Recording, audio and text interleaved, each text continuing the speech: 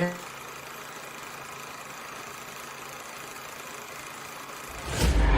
kick ass for the Lord! We're the Jezebels. That's all.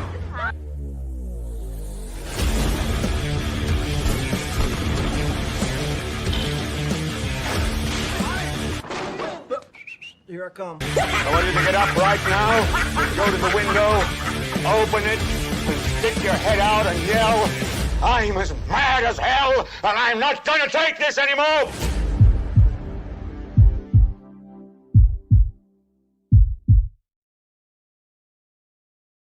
All right, here we are back again with another fine edition of KEENEAM. Good morning. Good morning. Good morning. Good morning. Good morning. We are festive for the time of day that it is. Yeah. Yeah. Oh, Jesus. Oh, God. Wow. Oh, God, no. Let's fucking go. Let's fucking get it. All right, guys, good morning. Happy July 8th, Wednesday morning. Oh, fuck, I'm almost out of coffee. How did you do that? You just started the show. I know. You can't go right now. I know. I can't You go have right to now. start the show. We gotta start the show. Welcome to KEENEAM. I'm Michael Keene. I'm William Patrick Coleman. And together we This is KEENEAM. Once again, this is KEENEAM. Patreon.com/Michael Keene. Go give me money. Start that off with a kick. We got some stuff on there, don't we? We do. I just posted yesterday a reasonably sized recounting of the shoot from not this previous weekend, but the weekend before that. And it includes various stills from the movie. I included a 1 minute clip. It will be like the official kind of first look, right? Yeah, sort of the official first look. So you guys can see the set, you can see the tone, Um, characters and costume. You can even see how I did the bad thing. I used a little bit of AI. Ooh, I did use not for the final product. I want to make that very clear. I don't plan on there being any AI used in the final product, but I wanted to visualize how some of the effects would look. Oh, okay. So it's not a part of your final. No. It's not even almost worth mentioning. However, you could use Patreon as an opportunity to explain further your belief as to how AI should be used. Yeah, that's true. I could do that. You could do like a whole thing on it. I still want to make a main channel video about the use of AI in filmmaking, because I think it's a really interesting topic, because there's a lot of positives and there's a lot of negatives. You'll have to come up with examples for you. Yeah, and the problem is, like with any emerging technology, it's going too fast for me.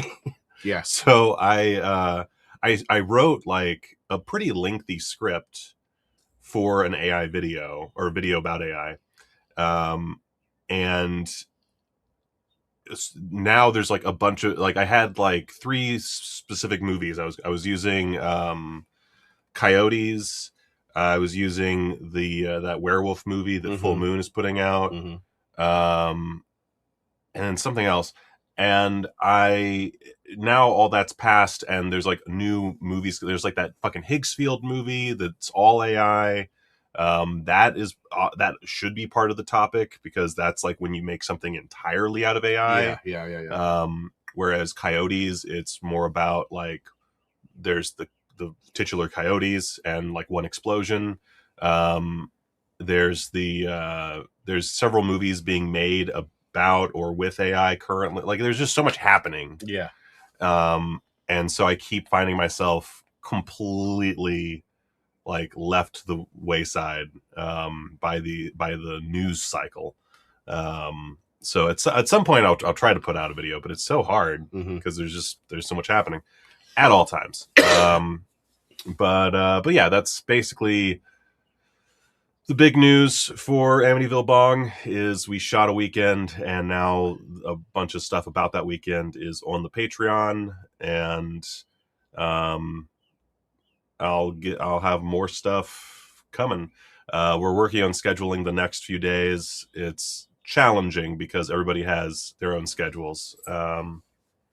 So Like I was talking to you about the 19th, Yeah. and we might not have one of our actors for the 19th. Yeah, you're gonna have to start doing it in patches now. Yeah, so we'll see how that goes, but Trust me, it's worth doing though. yeah, it's worth doing. We're gonna make some art. Yeah, some real art. Okay, so that's Amityville Long, right? Oh, and you can also here's the. I was wondering when you were gonna do that. This is the titular. So this object. This is one of the bongs Yes. that was made for the movie. This one, we have to drill a hole in it for the bowl to go in. Should you plug the designer? Lexi Love. I don't know any of her socials or anything. Well, as you can see, it's etched in satanic letterings. I don't know. There we go. As Look a at haunted bong would. Yeah. So imagine, I guess, it glowing from these cracks. Beautiful. Yeah. Object. Looks great on film. This is sort of a stunt bong. We have actually, I don't know that we're ever going to use it because the idea was that we might do one where stuff comes out of the bong, but I don't know that we're actually going to do that. You should have presented that so much more grandeur. You just were like, here's the fucking bong, everybody. It's the bong. It's the arc of here's our the story. Here's the Raiders of the Amityville Long. All right. Will that? Oh, how's that standing? Very carefully is how that's standing. Okay. Yeah, the proper on-screen bong is way across the room, and I don't feel like getting up to get it. Okay, so that's information on the Amityville Bong. Yeah, that's our information on Amityville Bong. All right, moving on. What do you got today? Moving on. My hair is a mess. That's what I'm moving on to. Goodness gracious. All right, so let me just make a little adjustment here. And derp news time, baby. Starting off, Radiance film. We don't really cover Radiance films that much here because I don't buy their releases because I'm cheap. But they have a few interesting releases coming out. Who Can Kill a Child is a great film, great giallo. Planet of the Vampires is a Mario Bava sci-fi flick that inspired Alien, amongst other things. But the big to-do for me today is we're getting a new Blu-ray edition of Visitor Q. This was put out previous... Oh, God, I'm sorry. I just shoved cottage cheese down my gullet, so I'm a little... More coffee. So Visitor Q is coming out. Let me see if they have any actual additional details about it. Let's see here. This is a UK and US release. Blah, blah, blah. They call it Takashi Miike's most shocking and transgressive, or one of Takashi Miike's most shocking and transgressive films. And I think that's pretty fair. And it says it's using a new transfer of the original master beta tape. This was shot on tape, so that works. And the release features new interviews with Takashi Miike and a new visual essay by Kat Ellinger, who I'm convinced, again, is locked in a basement somewhere, pumping these things out. Let's see here. And then Planet of the Vampires, you get an 80-page booklet with that. This is a re-release. This time it's presented in glorious 4K UHD. So you get all the typical stuff there. And then we have Who Can Kill a Child, which, I'm sorry, I called this a giallo. This isn't a giallo. What am I thinking of? I'm thinking of, What Have You Done to Solange is what I'm thinking of. I'm very tired. I need to get some coffee. So as soon as I can hand things over to Will, I'm going to do that. Well, that won't be for a while. Yeah, they're putting out Takashi Miike's Visitor Q on Blue. That's the important thing. But that leads me into something that was spoiled in the chat, and I need to turn the comments on. That's my bad. Something that was already spoiled in the chat, which is that Gozu, one of my So this is great. First off, Gozu fucking rules. It's one of my favorite Takashi Miike movies. From way back in 2003, a long ago, 23 years ago. Wow. Gozu came out. And there's a new 4K restoration that will premiere at Fantasia Fest. and as per Radiance Films, ahead of their physical media release. We don't have any other, as far as I know, we don't have any other details on this release, but it's a new 4K restoration of Gozu, which I don't think anyone thought was going to happen. I read somewhere that maybe the like master materials were lost. That does not appear to be the case. It appears to be the case that we have what we need. So Gozu's coming. Gozu was the first film I ever ripped off. Oh, really? Yeah, I did a movie back in college that never got released. It was called Major Tom, and it was about this synthetic drug that does like weird shit to people's brains. I was in college, and at one point I had actually, you know what? I won't tell you what I did, but because it would be a spoiler for the ending of Gozu, and I'm sure there's a lot of people listening or watching who have not seen Gozu. And you'd rather than I'd rather not spoil Gozu. So I ripped off basically the ending of Gozu, more or less. And I was quite proud of it at the time. And it was a piece of shit movie, but I made it, and I ripped the fuck off Gozu. And I'm very proud. So, oh yeah, Filmmaker 610. I just watched Who Can Kill a Child 2 months ago. I thought it was a very interesting slow burn horror film. All right, so now we're gonna get into the main topic of the day.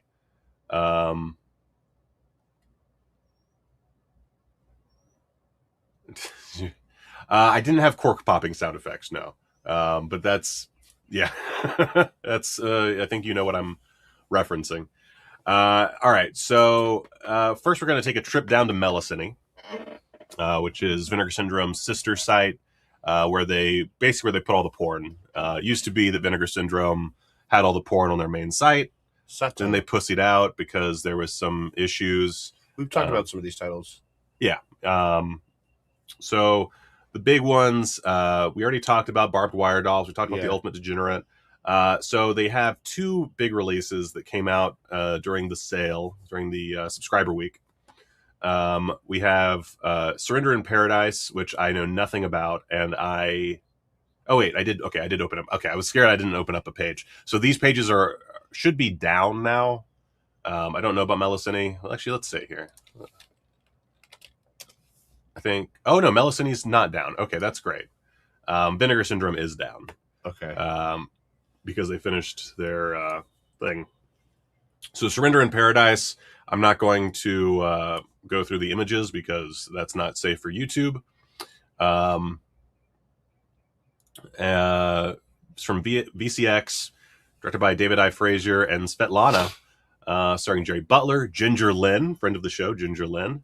Oh, yeah. Stacey Donovan, Lois Ayres, Diva, Crystal Holland, Renee Tiffany. Not really major stars per se, but notable adult actors. And I don't really have anything of note to say here. It's not a very heavy release. There's not a lot going on in the special features. It is a 4K scan and restoration from the original 35mm OCN, or the 35mm OCN. Original OCN would be derivative, or not derivative.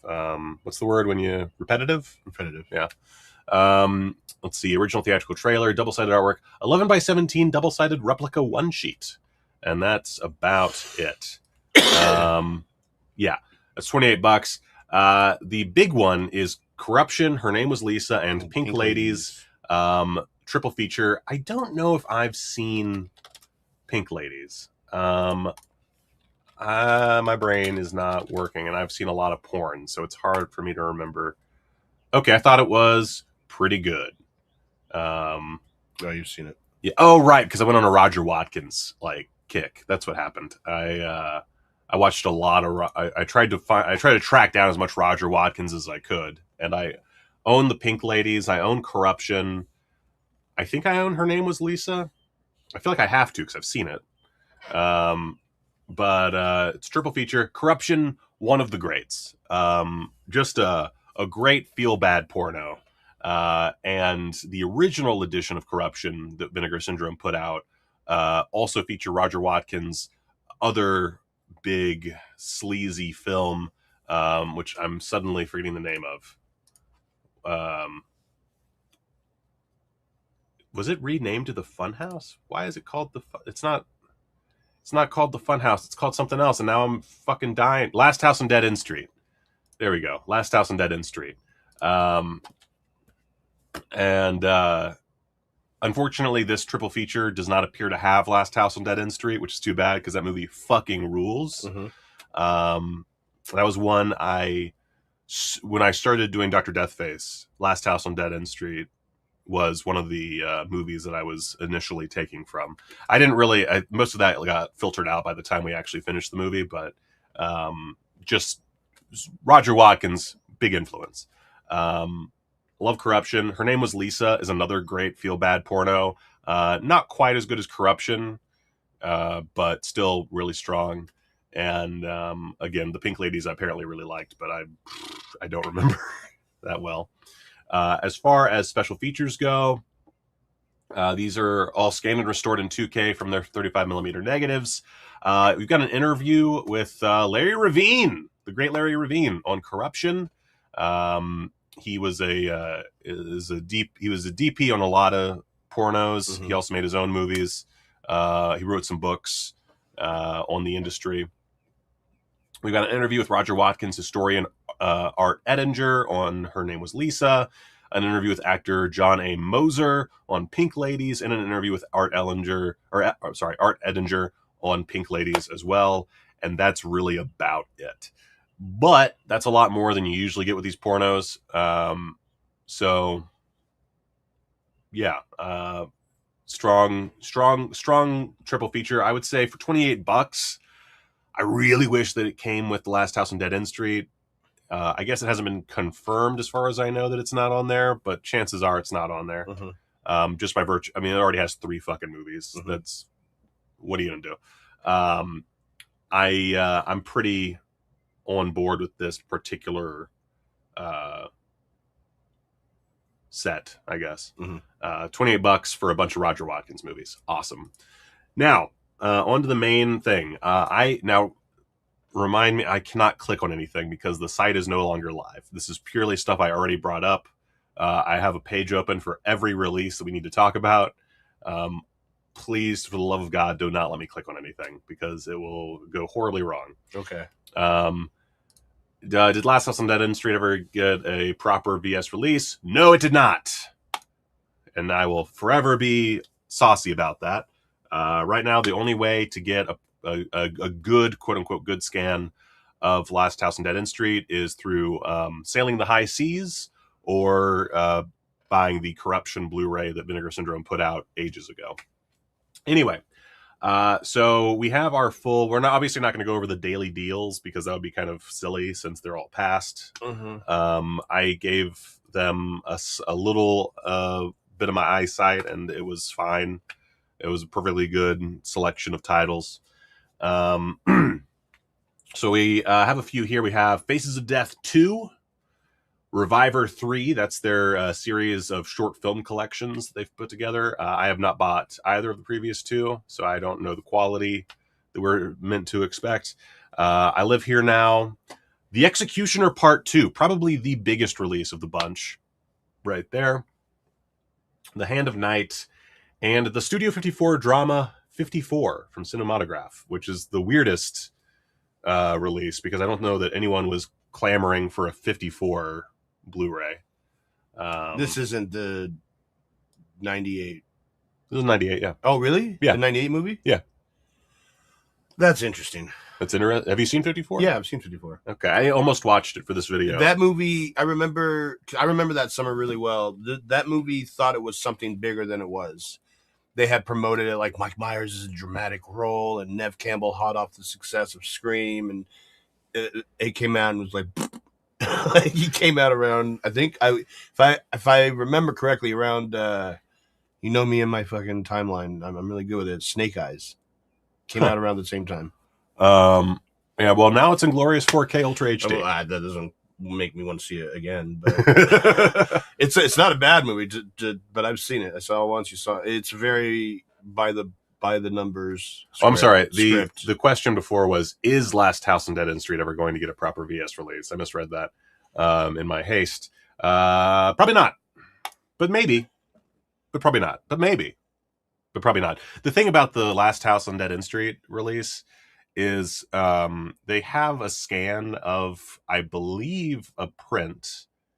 I could be mistaken, but I believe a print on the corruption disc. And it is scratched to fuck all. So the question is, have they found new elements? Because I don't think they would release Last House on Dead End Street as is with what elements that they have previously released. Anyway, yeah, 54 looks fine. Well, let's dig into these. We already dug into the previous releases for subscriber week. I'm gonna get you, sucker, all that. Yeah, I'm not gonna go dig into all that. They released a bunch of stuff. I maintain Executioner Part 2 is the big one. Have you ever heard of Executioner Part 2? I've heard of Executioner. Is he Executioner? But you haven't heard of the Executioner Part 2? No. Okay. Well, some of us have taste, I guess. What about this Faces of Death 2? Is this the older one? Yeah. Okay. What, did you think they put out a fucking sequel? I was like, what's going on here? Yeah, there's like 8 Faces of Death movies. Okay. Can't wait. I don't actually know how many there are, but there's a bunch of Faces of Death movies. Faces of Death Part 2. Look at that. Look. Caution, if the brutal and explicit depiction of actual death upsets you, please do not view this film. Good stuff. As you can see, bunch of stuff in this here film. Car accidents, hospital stays, all kinds of stunt work. All right. What we got? Following a well-needed 2-year hiatus, the erudite Dr. Francis B. Gross returns to further ponder and expose the mysteries of death. Hardly content with his initial morbid surveys of the forbidden, rarely discussed topic of how life ends, he pushes further to show nature's wintry grasp on life. Now, how finality arrives in the boxing ring and other lethal sights, so shockingly primal, they beg to be seen. Enthusiastically expanding his sweeping investigations on crime and human atrocities, Gross paints a shattering and unparalleled portrait of mortality. Following the unprecedented success of its shocking predecessor, the filmmakers behind Faces of Death created a film even more unsettling in its stark and unflinching realism, offering an even deeper descent into the depravity and savagery of humanity with Faces of Death 2. From fatal accidents to the blah, blah, blah, blah, blah. It's in 4K Ultra HD. It's more 4K than you ever needed for Faces of Death. More resolution than you ever needed for Faces of Death. This one, fine setup, I guess. Again, 4K UHD plus a Region A Blu-ray. Scanned from the 35mm OCN, as you expect from Vinegar Syndrome. You get an alternate 78-minute US video version of Faces of Death 2 sourced from video, which to me seems like the better way of watching the movie. And then a never-before-seen deleted scene from Faces of Death 2 that's 5 minutes long. You got footage from the assassination attempt on President Ronald Reagan, which was included in some home video versions of Faces of Death 2. That's 3 minutes. You get a video trailer, and that, my friend, is it. That's everything. That's all you get. And honestly, I don't even know what else you would include with Faces of Death. That's like, it's Faces of Death. That's it. Yeah. We're done. It's a clip show about mortality. So then Reviver 3, oh my God, does not have any stills. It's just the box. That's the Reviver way, is they're just like playing with you. As you can see, nothing as far as titles.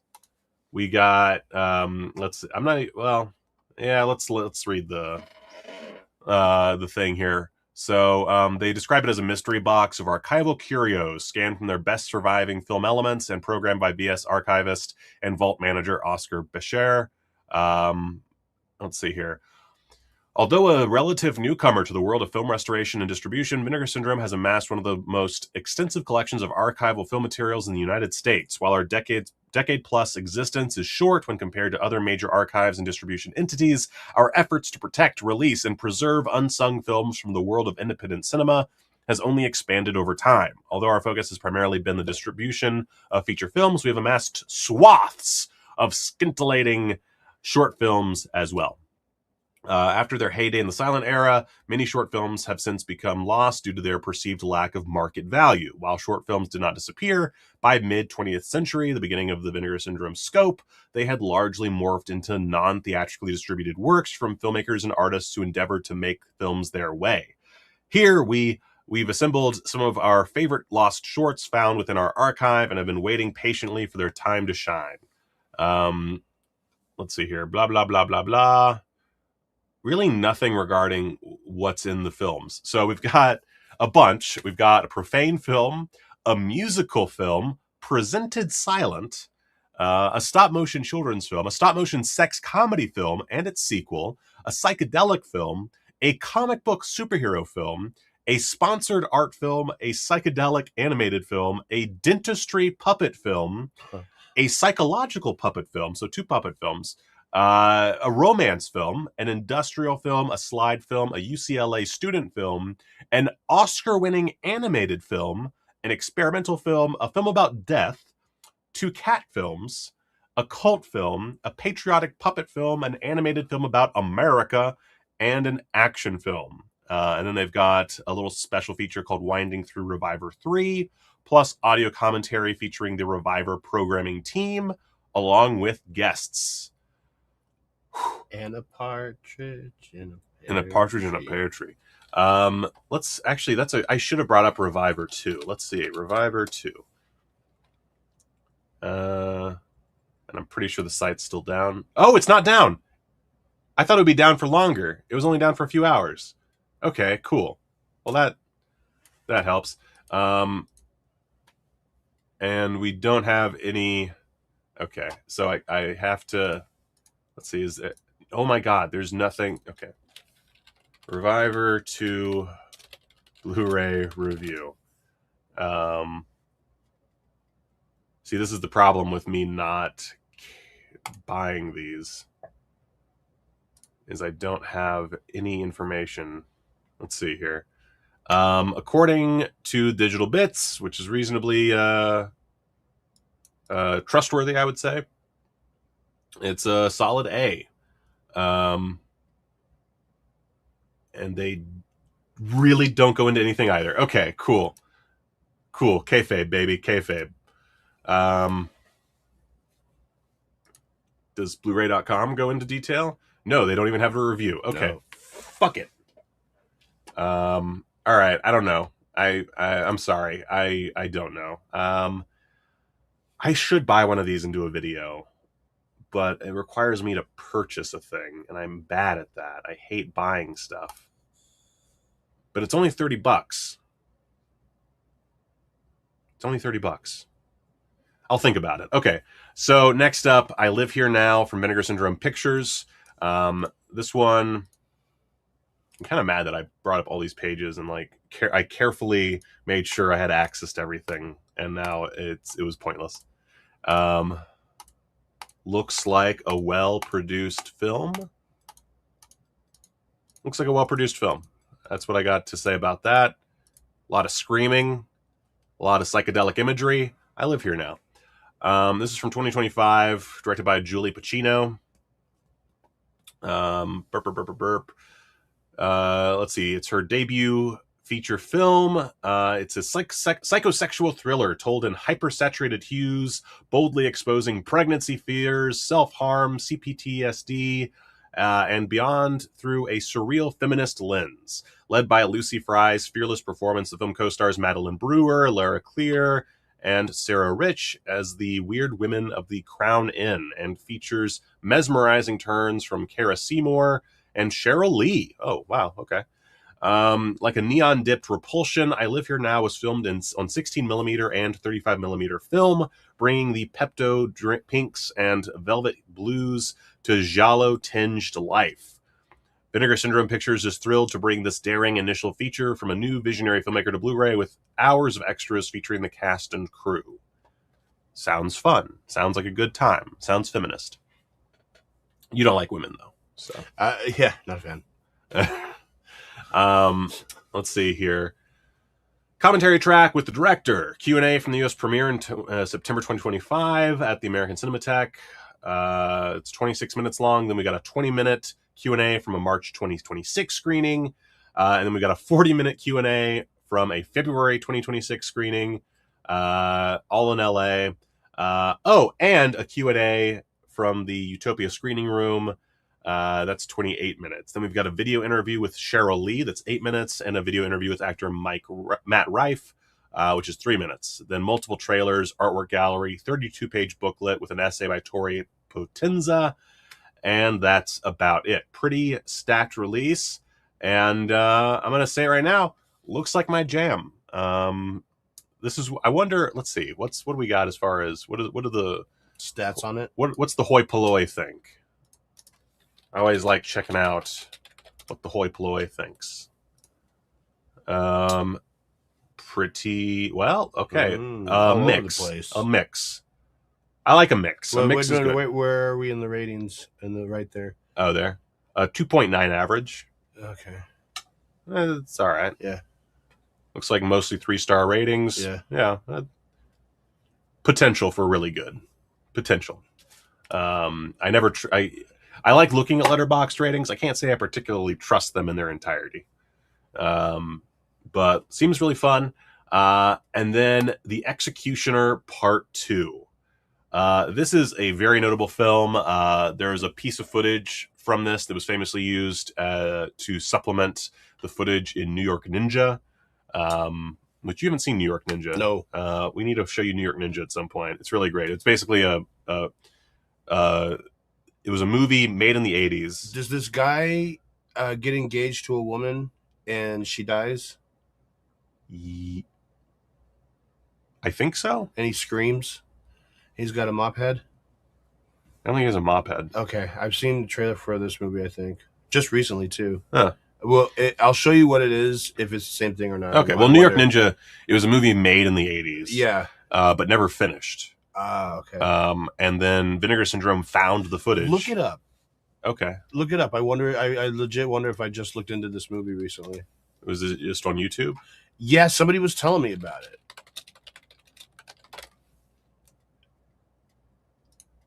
Yes. It is. Shout out to Matt.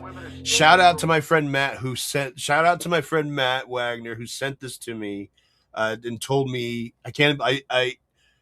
when I saw the trailer, I was like, "Oh, Vinegar Syndrome." I was like, but I forgot to tell you about it. Yes, this is exactly. I've been. Yeah, look at his hair. Oh yeah, I guess he has a bit of a mop hair. Yeah, he has a lot of hair. Yeah, and he screams because his fiance gets murdered. Yeah, yeah. So that's all I know. But I have actually been watching this trailer. Well, hell yeah. Well, you need to watch New York Ninja. Sure, it's right on the shelf. Oh, son of a bitch. Yeah. Right where the ends are. Bro, I got to take a picture and send that to Matt. Well, actually, where is New York Ninja? It's somewhere. It's, oh boy. Uh-oh. Uh-oh. That was the one, too. Where the fuck did my... Oh, it's up there. It's up there with the big boxes. Because that was a big box. This is all right. Precious showtime. This is precious showtime. All right, so The Executioner Part 2. First off, let's take a look at this glorious 4K restoration. This also includes Hell Riders. We'll get to that. Boobs.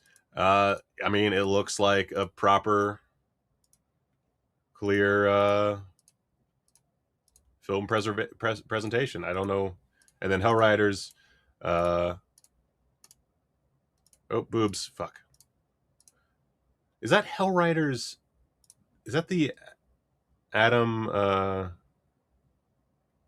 What is my brain not working? Why is my brain? Adam West. Is that the Adam West movie? Why is Hell Riders? Wait a second. Am I crazy or is there another Hell Riders? There's two. There's two, but I'm pretty sure. I'm pretty sure we're talking about the Adam West Hell Riders. Yep. Which is not good.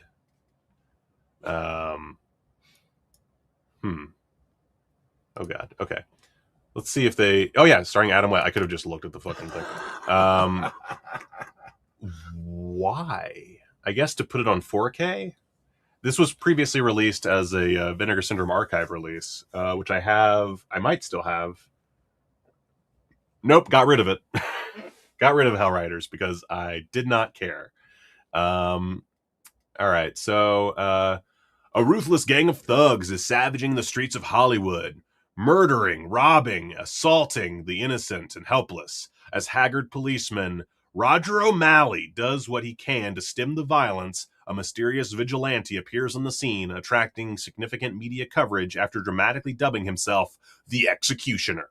Once this crusader hunts down a wayward criminal, he literally blows them up using his stash of grenades. With mounting pressure from the police commissioner to track down the vigilante, O'Malley begins to suspect that the culprit could be Mike, his Vietnam buddy who saved his life during the war and who is now a local mechanic suffering manic bouts of PTSD. From the crazed minds of two of 1980s exploitation's most resourceful outsider artists, director James Bryan of Don't Go in the Woods fame, which Don't Go in the Woods, fucking great. That's a 4K I could get behind. And writer-actress Renee Harmon, Frozen Scream, comes the jaw-droppingly strange, accidentally surreal, and now most baffling 4K UHD debut in history, 1984's The Executioner Part 2, starring cult film legend Aldo Ray and Chris Mitchum, along with Renee Harmon herself. This non-stop assault of lo-fi action, absurd dubbing, and jaw-dropping stock footage explosions has been newly restored from its original camera negative and returns to home video from VSA. This release also includes the return of Bryan and Harmon's final theatrical feature, Hellriders, starring Adam West and Tina Louise for an 80s grindhouse double feature you'll never forget. You might forget Hellriders, I'm going to be honest with you. I do like James Bryan. I like James Bryan a lot. I think that he made some really good films, but he also made some really fucking awful ones. As is to be expected from this this type of career. So this is newly rescanned and restored in 4K from its 35mm OCN, as you would expect. It doesn't say what the deal is with Hellriders, but I'm pretty sure Hellriders was from the OCN, so I'm assuming it's maybe a 4K scan from that. I don't know if that was originally a 4K scan or not, but either which way, cool. Capturing the Executioner is a 10-minute interview with director James Bryan on The Executioner Part 2. The final execution is a 9-minute interview with editor Jim Markovic on The Executioner Part 2. The Executioner's song is a 15-minute archival interview with James Bryan on The Executioner Part 2. And then Catching Up with the Cast and Crew is a 10-minute archival featurette with James Bryan on The Executioner Part 2. Then we got a trailer for The Executioner Part 2. And Straight to Hell, a 15-minute archival interview with director James Bryan on Hellriders. Plus original storyboards, excerpts, gallery for Hellriders as well. I just think it's cool that we're getting The Executioner Part 2 on 4K UHD. That's pretty dope. I want to say that Vinegar Syndrome put this out on DVD. Am I being stupid? Wait a second. I might be being stupid. Executioner Part 2 DVD Vinegar Syndrome. Of course, now I'm only going to get. Oh yeah, it was a mix of that and Frozen Scream. I think this was a limited DVD release. Yeah, that did not last very long. So this is we're finally getting a wider physical release for The Executioner Part 2 for only $35, which not too shabby. Looking back, I should have left this for the final entry in the thing, because now we have two potentially uninteresting Vinegar Syndrome releases. So first up, from Vinegar Syndrome Labs, we've got The Hand of Night.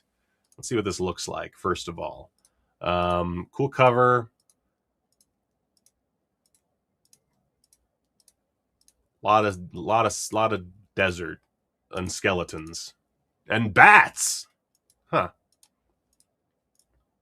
Got some coffins and drinking. Cool. All right. This is 1968, directed by Frederick Good. Reeling from the recent death of his wife and two children in a car crash in England for which he was partly responsible, American architect Paul Carver is traveling to Morocco, utterly dejected. Plagued with nightmares in which he relives the accident and what appears to be ominous premonitions, Carver is befriended on his flight by German archaeologist Otto Gunther, who invites him to a party that evening. While perusing Gunther's home, Carver encounters a striking but strangely ethereal Moroccan woman named Marissa, who leads him to a remote, opulent palace. When driving to their archaeological site the next morning, Gunther and his young assistant Chantal find Carver unconscious in the desert. They reject the tale he recounts as being a figment of his alcohol-addled imagination, claiming not to know of any such woman. But Gunther, well versed in the region's ancient folklore, begins to fear that the forces of darkness may have their sights set on his new friend, and that his very soul is at stake. A true outlier in the annals of 1960s British horror, The Hand of Night, also released as Beast of Morocco, is a bewitching and highly singular take on the vampire mythos, trumping its Hammer peers by taking the, for the period, unusual step of filming largely on location in Morocco, lending the film a much greater sense of atmosphere and scope than many of its contemporaries. That's really cool.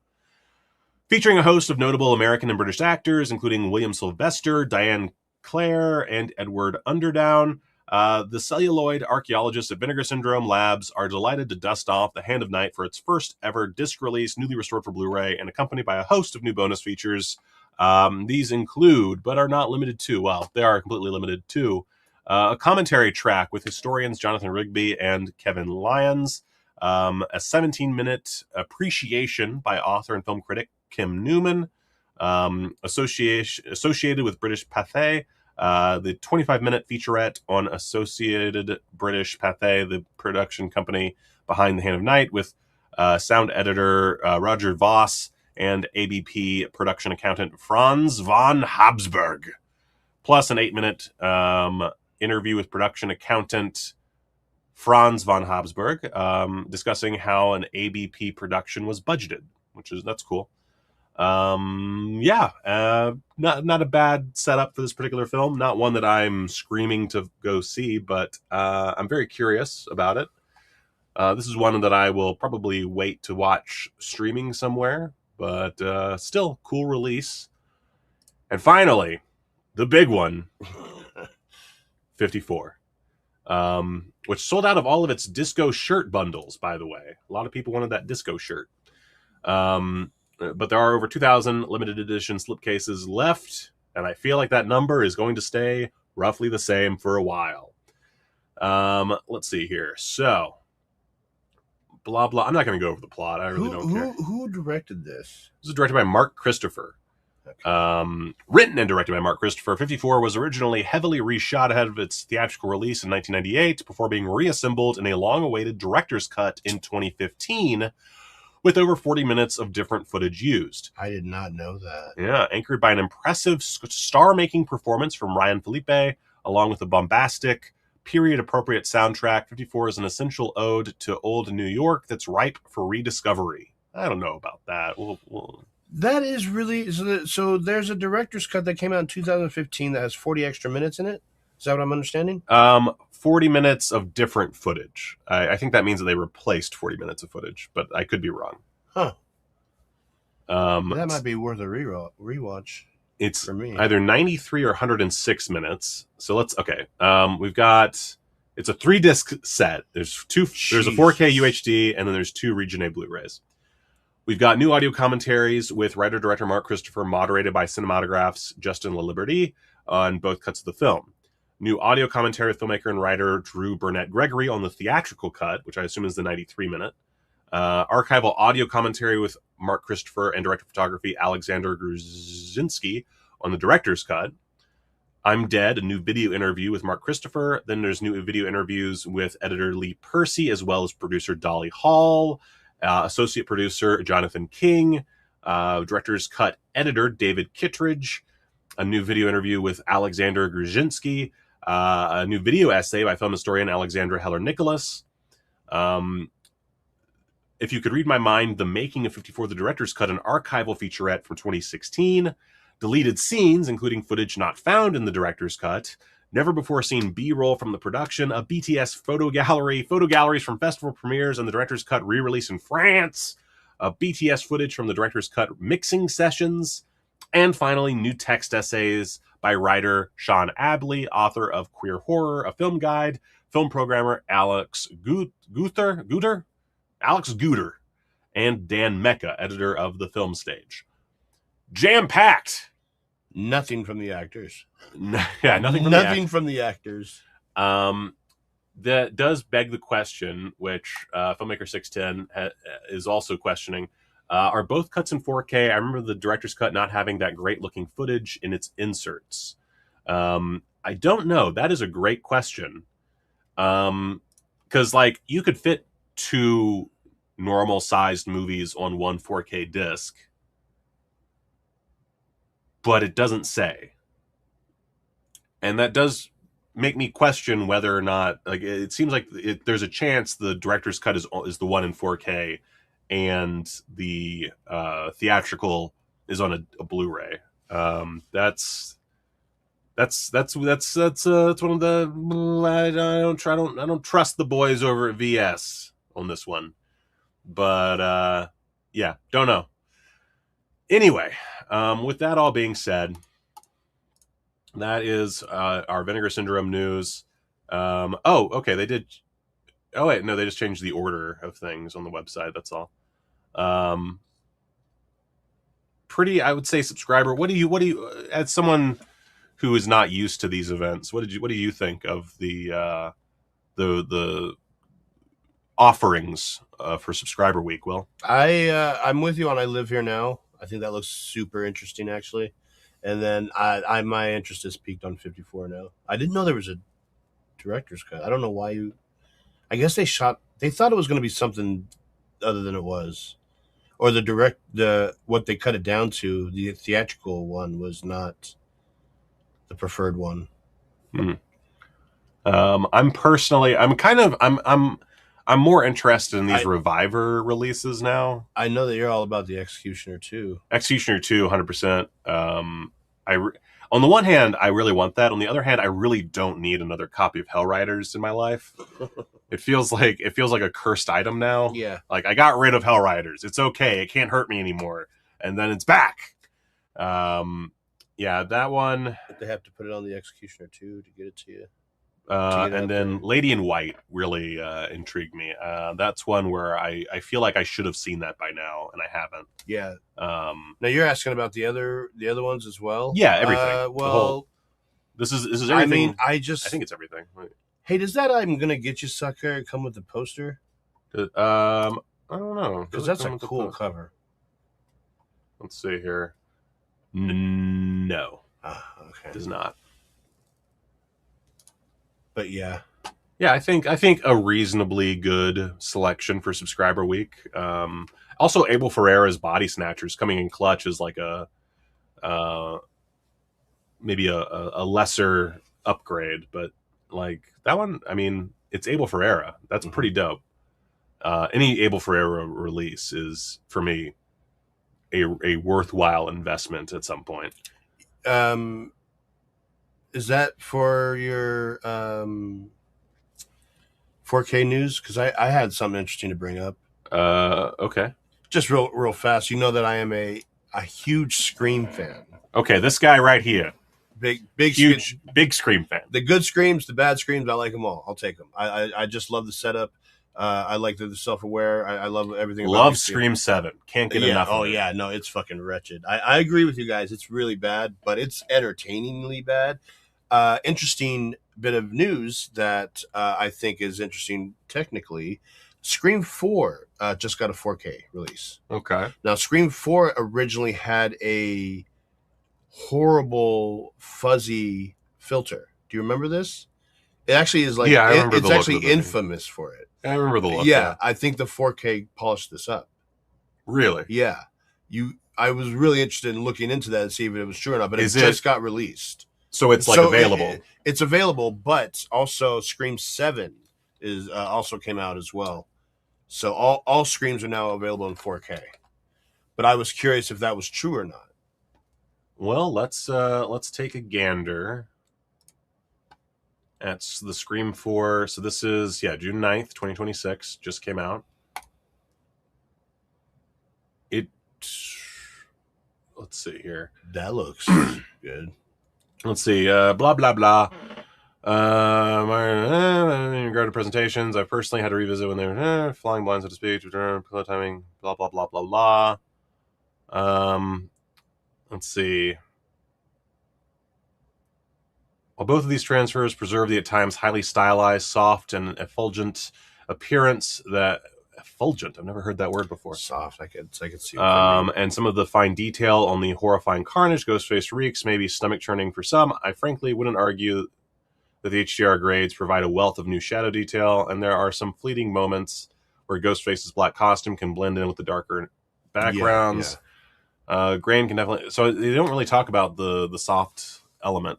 I think that was baked in. I think that I don't know that was like a grade thing. I think that was a filter thing. But it's hard to tell based on these. Let's see here. They only have 5 screenshots for some reason. It's the daytime ones you'd see the most. It still looks. I mean, it looks the same to me, but I haven't watched the movie in a long time. Yeah. Anyways, I thought that was interesting. I want to look into that. Well, what's next? Oh, okay. First reactions are in for the Odyssey. I know you wanted to talk about this. Yeah, astonishing, epic, and flawless filmmaking, breathtakingly bold and perfection. In other related news, water is wet, apparently. Christopher Nolan, call me when he makes a bad fucking movie. I think this will probably lead into my Christopher Nolan. I'm going to see if there's anything he's done that I haven't checked out yet. I don't think I've seen the one he did before Memento. He already did make a bad movie. Which one? Interstellar. What? I think Tenet's worse. I think Tenet's worse than Interstellar. I like Interstellar. You don't like Interstellar? Interstellar's fine. Oh, Interstellar's great. Anyways, looking forward to it. I'm really interested to see. I'm not amongst the controversy. I'm really curious to see what he's got for us. You're not against the woke agenda being perpetrated by Christopher Nolan by casting characters? You will never find me to be a political person in any way, shape, or form. I'm interested in the technical aspect of this movie and how it looks. I got myself 70 but IMAX first screen. They cast a black. They cast a black person in the movie. At least one. Actually, no, 2. They cast 2. No one talks about what's his face, the rapper. Yeah, I can't think of his name. Travis Scott. And Lupita. No one talk like all the anti-woke brigade. They're not saying like Travis Scott doesn't belong here because he's black. They all talk about Lupita Nyong'o not belonging because they're fucking sexist pieces of shit. Well, we're waiting to see if Travis Scott's going to drop a track for the Odyssey. Wouldn't that be amazing if it ended with a Travis Scott track on the credits? Oh my god, the internet would just explode. Right, Hamish Patel, also a person of color in the movie that has not been talked about. The only people that they've talked about are Lupita Nyong'o and Elliot Page. Elliot Page is the big one, yeah. Because they're all convinced that Elliot Page is playing the one with the heel. You know, the one with the heel problem. Achilles. Who in Troy is played by Brad Pitt. But here's the thing. There was never any confirmation that Elliot Page was playing Achilles. There's never any denial either. I think that they said that Elliot Page was playing... Wait, okay, hold up. Who is Elliot Page playing in the Odyssey? I'm pretty sure that they said Sinon. Okay. Cousin of Odysseus. So a relatively minor character. Like, it feels... to me, it feels like Christopher Nolan cast this primarily with just, like, people he enjoyed working with in the past. Yeah. And it's like, well, Elliot Page was in fucking Inception. Let's put him in. And then, okay, Lupita he hasn't worked with before. People he wanted to work with, probably. But yeah, there are people he wanted to work with. I had heard that this is Matt Damon's 3rd time with him, which I'm losing count here. I know he was in Interstellar in a cameo, but what was the other one? Well, it's a sizable role. His name is not in... I don't even think... Well, yeah, it was a surprise for theatrical audiences, but it's still a sizable role.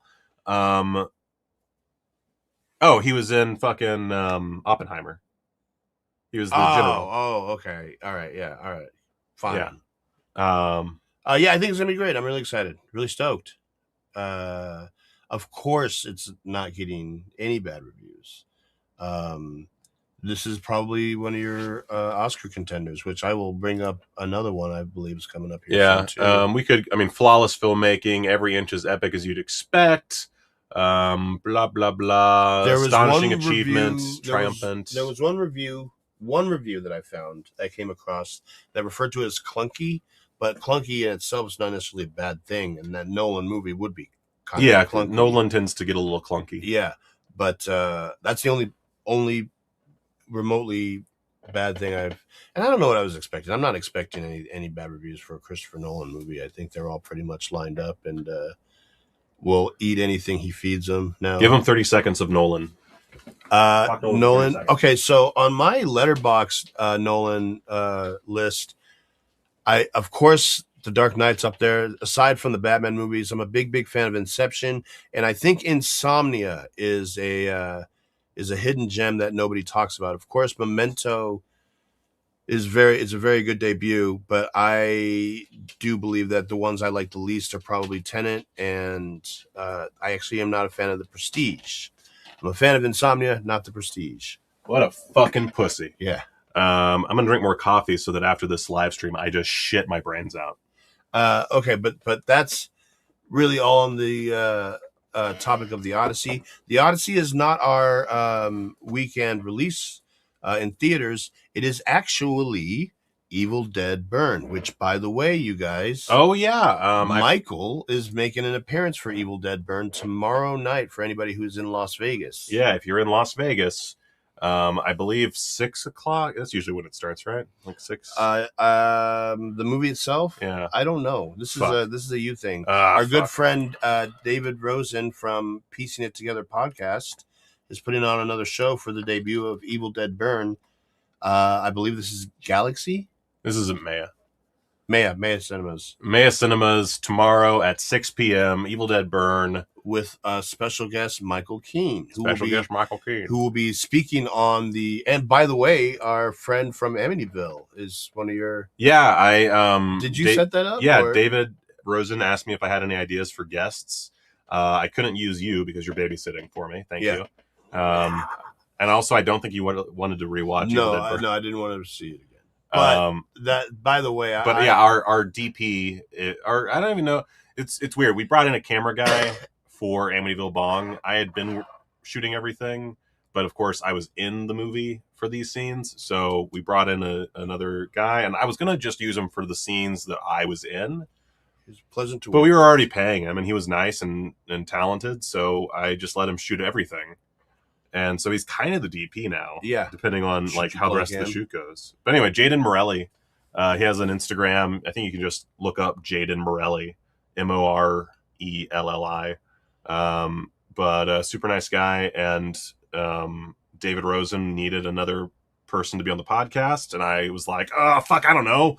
I talked to Jaden yesterday, Jaden Morelli, and. So I think he'll do well. So if you're in the Vegas area and you're seeing the premiere of it anyways, tomorrow night, our good friend Michael will be speaking on it. Yeah, on David Rosen's show. Come on down. If you don't live in Las Vegas, fucking buy a plane ticket, bitch. Come on. And keep an eye out for my Letterboxd review, because I purposely had not reviewed that. Now I think I can go ahead and review that tonight. Yeah, the reviews, by the way, I should before we even get into this, the reviews for Evil Dead Burn so far have been very positive. I found some mixed ones. I was trying to cram as many. I only got to see 2 or 3 reviews today. There was one that I saw that didn't like it. Damn it, what's his name? Jeremy Johns. Oh, Jeremy Johns didn't like it. Okay. He thought it was the weakest out of which. Yeah, that's basically where we wound up. Yeah. Not a bad movie, just not as good as the other movies. That was my big takeaway. Both of our big takeaways. But I did the voiceover for the Screen Rant review this morning. Oh, and it was good. It was positive. It was 7 out of 10. It had some qualms with the script and characterization, and that was about it. Well, I will talk about it later on my Letterboxd. But however, I will say, I felt there was a point, especially with this last one, where I thought it was one of the most consistently better like series of horror movies. Like they all had their own voice. They were all really interesting, and these last couple of ones were specifically really good. I thought the remake was really good. I really like Rise. But what are we moving on to here? Okay, so next up on our news schedule, we've got, you wanted to talk about Indy Neverett. So I want to talk about the success of Obsession. It's not so much Obsession that I'm interested in the movie. It's a very good movie. You're interested in the hot babe at the center of it. I know your jive. I'm man. interested in the success of this movie because I feel like does this open a door for other creators if they're smart enough and their scripts are good enough. Can they make movies like this? That's the only interest I have. It just so happens that the only movie I saw in theaters, I still am lagging on Toy Story. I'm still lagging on Jackass, but I saw Obsession again. So Ruthie, my God. my friend took me to see Obsession, and so I found this movie. There's a lot of things I found that I didn't notice before. By the way, there was a lot of things I didn't see before, like an idiot. There was right in front of my face.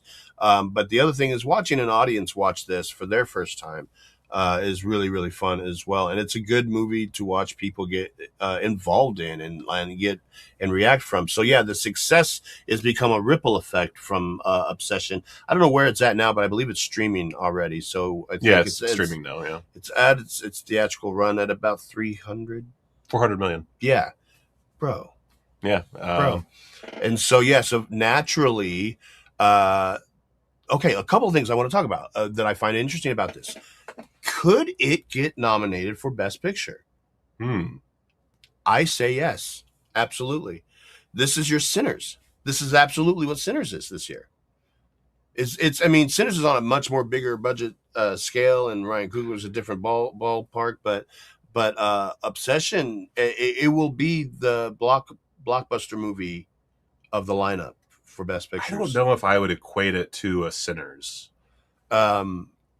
Because Sinners has like that whole period thing going for it. I'm not talking about the type of movie. I'm talking about success from it. I'm saying as far as like the Oscar, like, I don't know, there's like a genre to the Oscars almost, where like you have to do certain things to get seen by Senpai.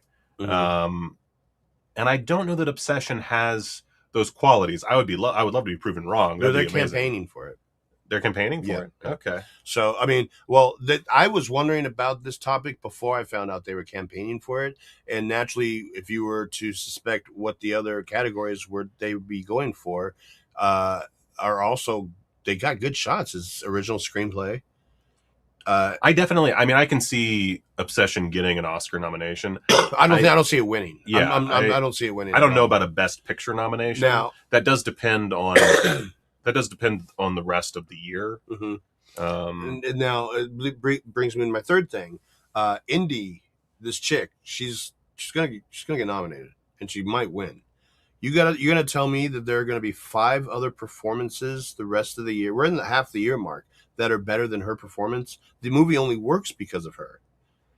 Yeah, she does do an amazing job. She's remarkable in this movie, and I can see the nomination there. Now I could see, and here's the other question, because I think this will be a dead giveaway as to whether she'll win or not. Will she get supporting actress or main actress? Oh, because if she gets supporting actress, that's a guarantee she's going to win. They don't want her mixed up with, if there's another good performance this year that's as good as hers, they don't want them going head to head. So if she gets moved to supporting, guarantee she's going to win.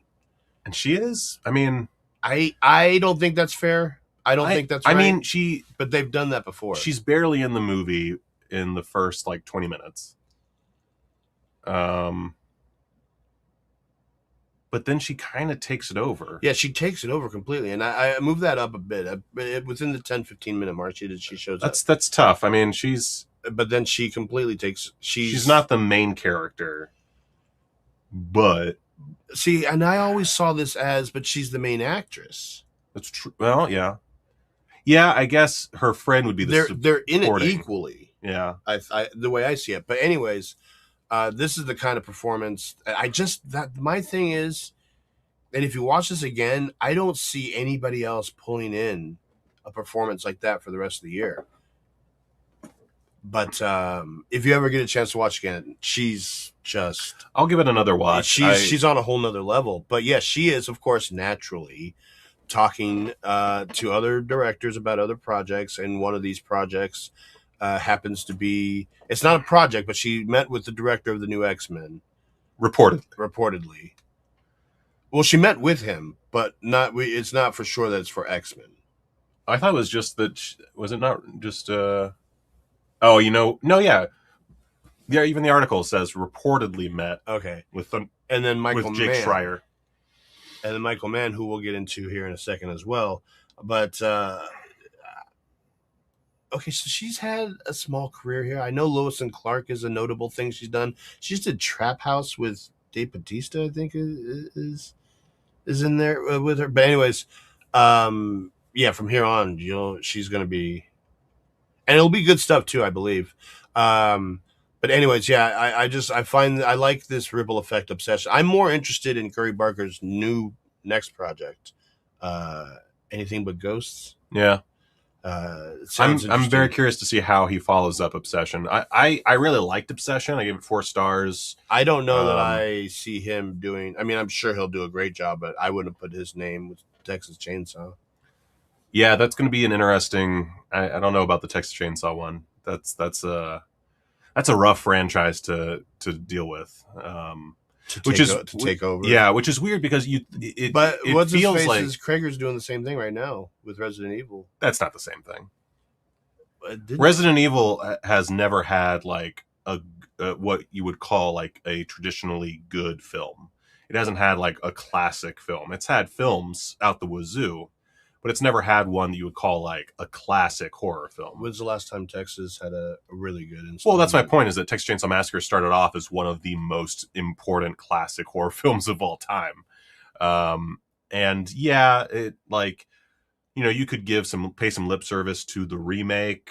Not a fan, by the way.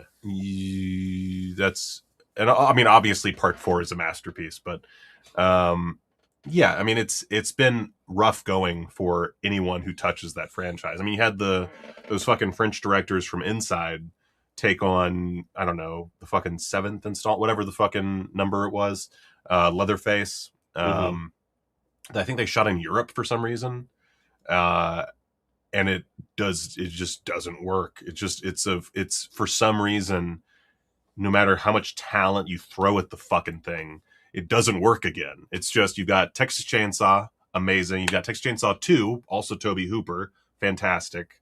Then it just like, again, I think Texas Chainsaw 4 is a masterpiece, but most people disagree.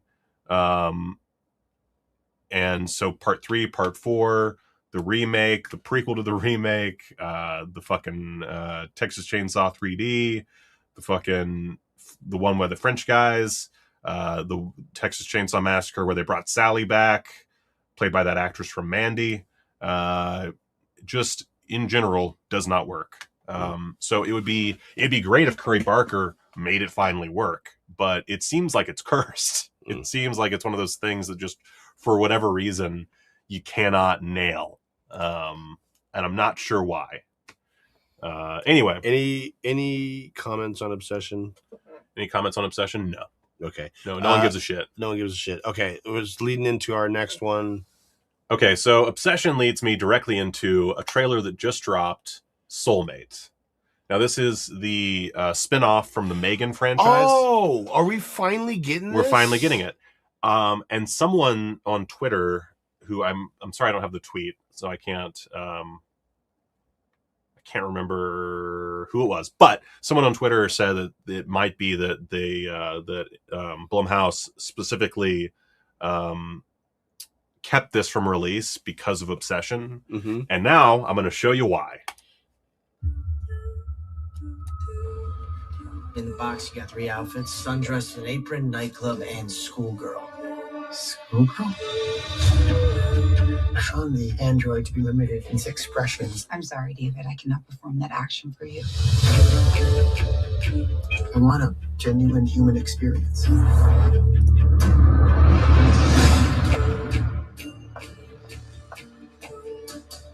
Hello, David. Hello, David.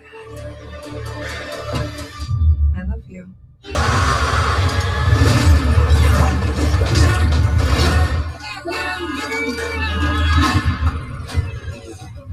Power save mode now. Aubrey. She knows my name. Her legs aren't even shaved. Her hair's greasy and her skin is dry, David. Excuse me.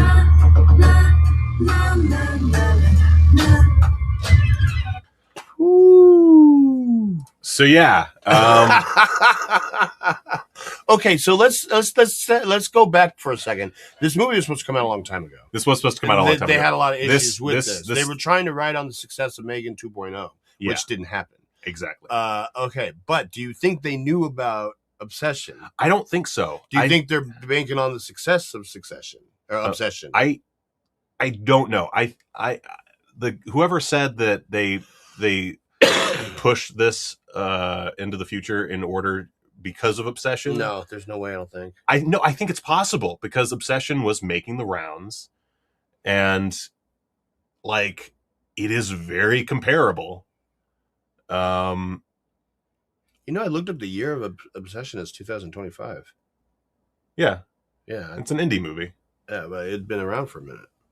Um, But that is really interesting to me, and it's a streamer. It's a stream. I also want a movie where someone in their sex bot just lives a happy life together. That would be great because they always turn into murderers. Yeah, I've seen the Megan Fox one. Yeah, this is someone said companion. Yeah, filmmaker 610 said companion and Obsession. Yeah, that's basically what this is a mix of those two films.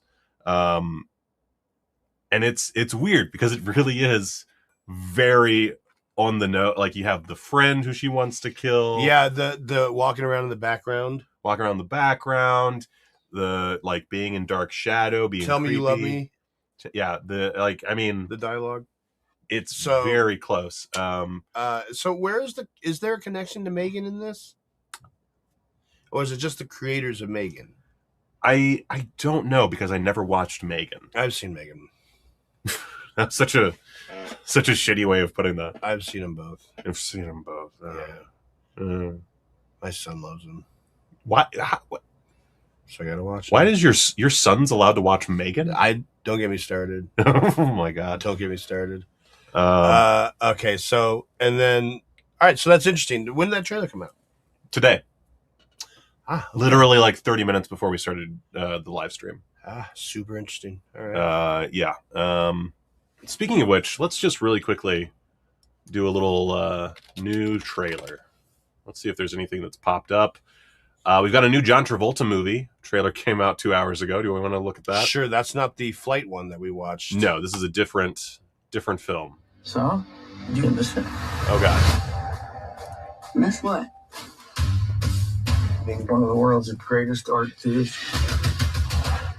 Do you? You and me, we're made to steal stuff. I'm retired. Come on, Mason. I'm your little brother. Let me take you on a vacation. Okay, where are we going? Welcome to Miami. Hey, that's the family? That means you're my family. Why are we Woof. here, Sean? We're here for an art heist. There's a painting valued at over $100 million. 100 million!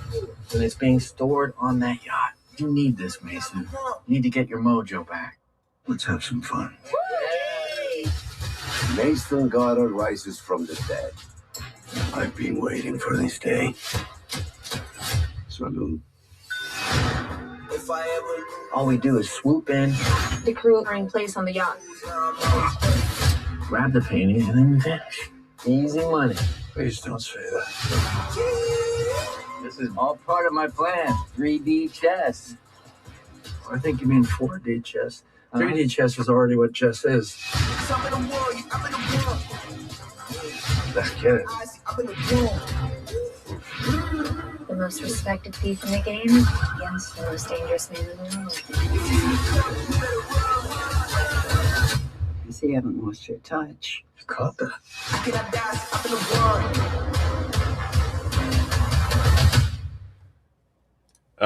Does worry me. Two things worry me. One, from a producer of The Irishman. That's never a good sign when that's the credit they pull. but also DJ Khaled. Yeah. Oof. And John Travolta in a movie together. Woof. Oh boy. Doesn't look terrible. Looks reasonably well shot. Hey, Lucas Haas, we just had talked about Lucas him. Haas, who I thought would be more of a thing in Spider Noir than he was. And then I have one other trailer. I'm pulling back on the trailers a bit because they've been getting us demonetized, and I am tired of that. But this is one I wanted to bring up because it reminds me of two different movies that came out fairly recently. Frankie, we should go. Trying to get us some tunes. Yeah, it feels like time sensitive. Oh, shit!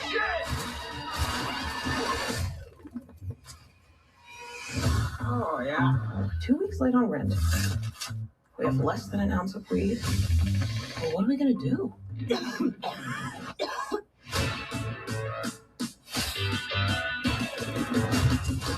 I don't think we can sell these to people. We don't even know what these do. Have I ever led you astray? Cheers. Oh my God! I'm going to report you to PETA for this. Jesus Christ.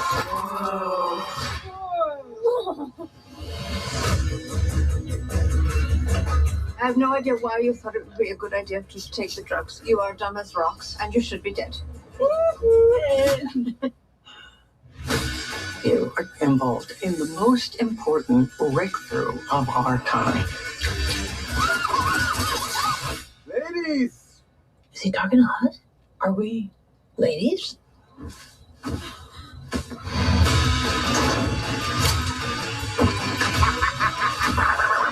I'm in a bag. He's touching my hair. We're very important fugitives. We're runaways. This is you and me, Moss. We're in this together. I just did that. Oh my God, I'm a witch. You should think, I wish Oasis would get back together. Oasis is back together, dude! How did these girls happen to me? People are trying to kill us for science. You're Vikings. We have telepathy now. And we have to go to want to do experiments on us because we're special The now. cats are dicks. That is true. So that looks like a lot of fun to me. I don't know about you. It looks like pizza movie? Yeah, it looks like pizza movie. There's a little bit of Sorry to Bother You and not Sorry to Bother You. The one he just did. I Love Boosters. I Love Boosters. A little bit of I Love Boosters. I was gonna say it's like he's playing the same guy again.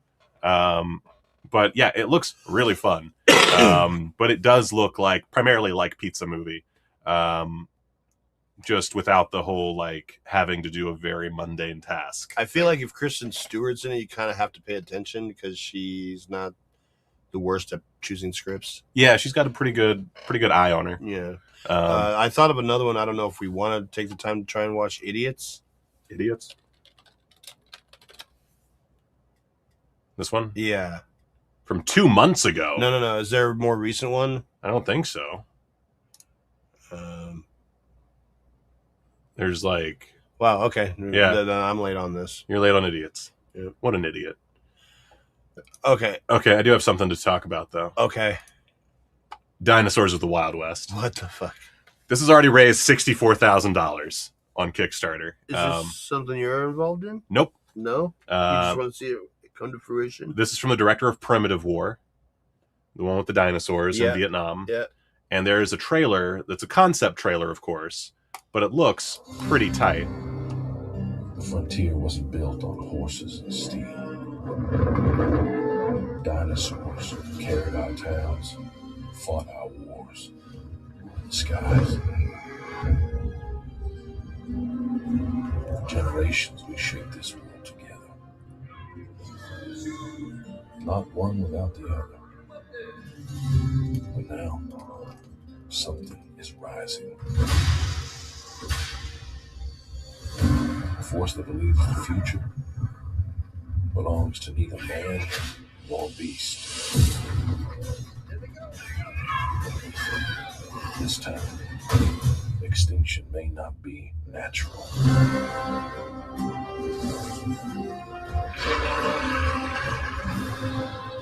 Nice.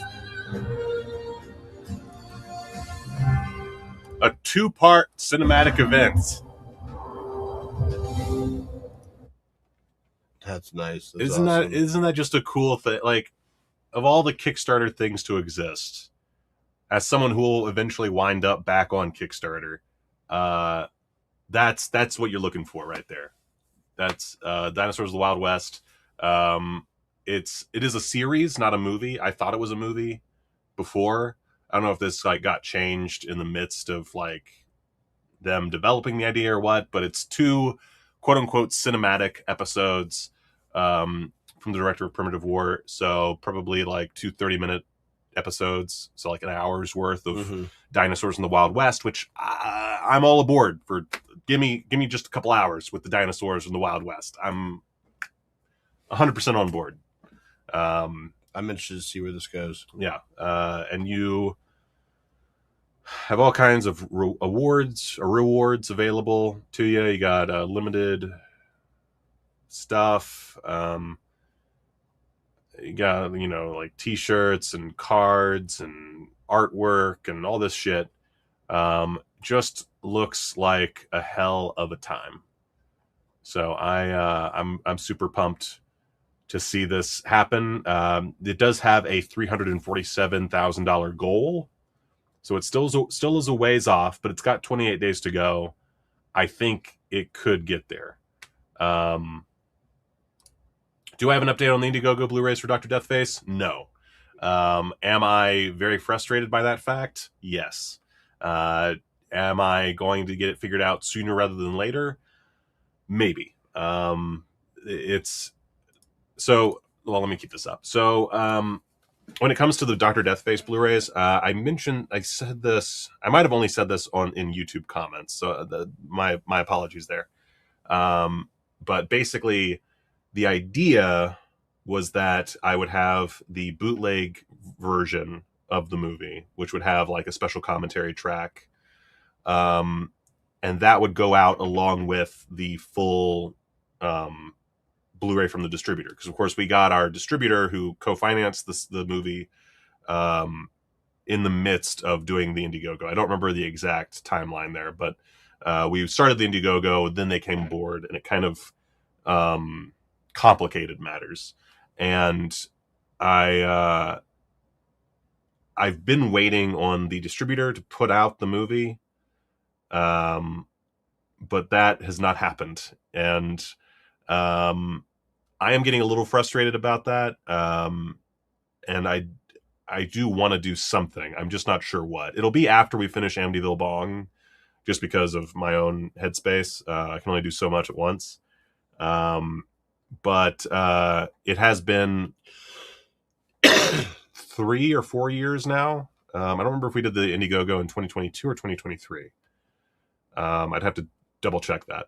Of course, Indiegogo now is a fucking nightmare. If you actually go, I don't know if anybody's been to Indiegogo recently, but it looks fucking atrocious. Let's see if we can. Oh, that's not right. Let me see if I can even bring up Dr. Deathface. Okay, I can. Thank goodness. I don't know when. Let's see. We started 2022. Okay, yeah, 2022 is when we financed it on Indiegogo. I don't know. I suck. We will get those out there. Expect a major announcement this year, along with some action. I thought things would be a little bit easier having a distributor in the process, but it turns out that is not the case. So I was severely mistaken during that whole process. But that said, we also got a shitload of money compared to what we would have normally had. So I don't know.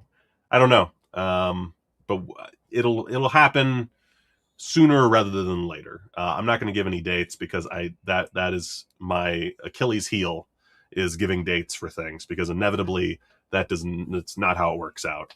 But I will be damned if we go another calendar year, so like the entirety of 2026, without a proper update and ideally a release of some kind. But it is on my mind. Let me just put it that way. I did put the whole production of another movie ahead of it, like an asshole. But that was because I just needed to make another movie. I'll be honest with you. I was getting really depressed and I needed to make another movie. So I decided to make another movie while still lingering on this aspect. So I apologize. But again, we will get there.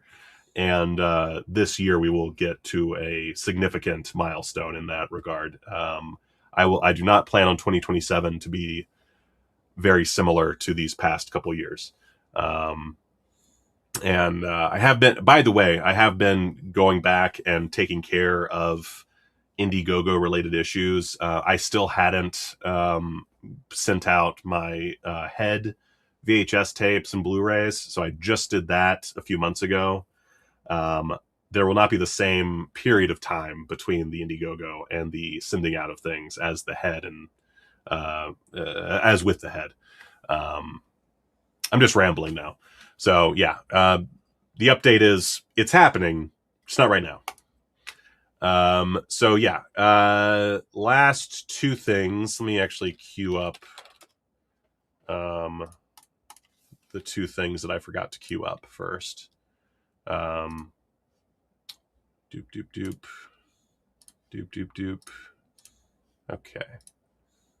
All right. So there's only one other big piece of news, and that is physical disc production ending in January 2028 for new games releasing on PlayStation consoles. This is from the official PlayStation blog, and basically what it amounts to is we're not getting any more physical releases for PlayStation games after January of 2028.